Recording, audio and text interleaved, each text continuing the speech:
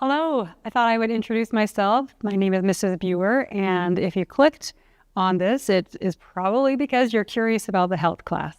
So I thought I would take a minute to introduce you to a few of the topics that we will go over. I will show you a little bit of the format, and hopefully that'll help you make your decision.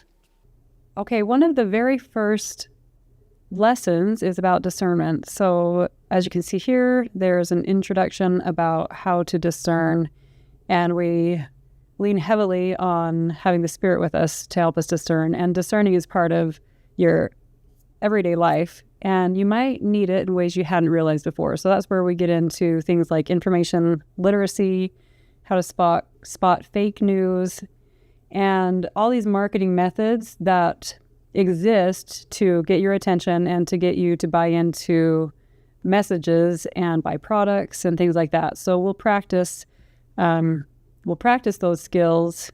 Right here, you'll have commercials that you can watch to try to catch all of these skills that are being used on you.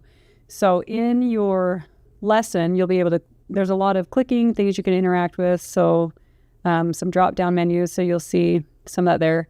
And then every lesson also has a relate section where we relate it to the plan of our Heavenly Father for us.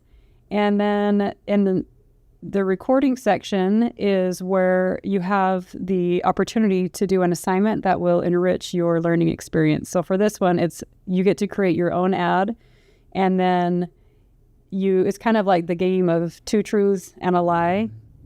And when we get together once a week, we will go over what you do at home. So for this assignment, we would watch each other's ads, if they are videos or if they're an ad like on a piece of paper or something. We would try to spot the fakeness, and also the 3 marketing methods that were used. So let's go over to another lesson. All right, I came over here to this lesson on anxiety. I think it shows pretty well another example of what you can expect in the lessons. I try to include an introduction that is interactive or interesting to get your brain started thinking about what we'll be talking about. A lot of the lessons have a video or multiple videos to try to keep things interesting and engaging. I will do some of them.